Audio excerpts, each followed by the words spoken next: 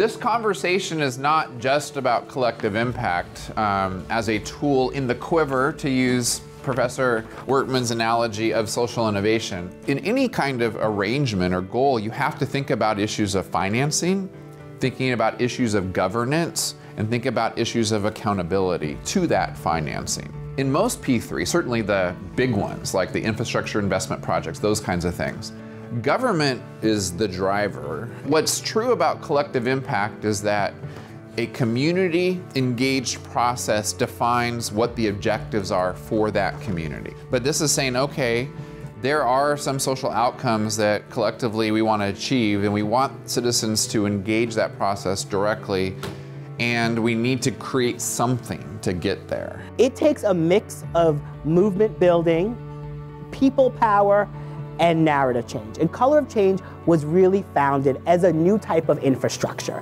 What makes us different in how we think about campaigns and how we think about power is very clearly thinking about how do we take moments that are happening in the world and give people the most strategic thing to do. We could have millions of people sign a petition, and we could deliver the petition, and we could have beautifully written op-ed pieces, but that is not strategic use of anybody's time.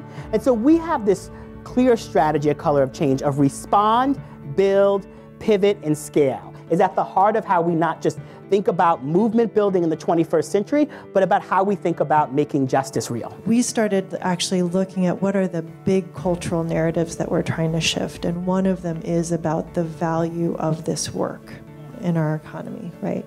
Going from invisible to valuable. We have to deal with the fact that there's actually two realities that we have to play in and build power inside of. There is what's factually true and what is emotionally true. It is the terrain in which we are trying to live and affect change in. And so we have to get into the emotional realities of people and not be afraid of it. Is there room among the woke for the still waking? And I think that part of what we've got to do is figure out how are we holding space for the still waking, even as we build power around our values and our agenda. And both things have to happen, and it's not the same.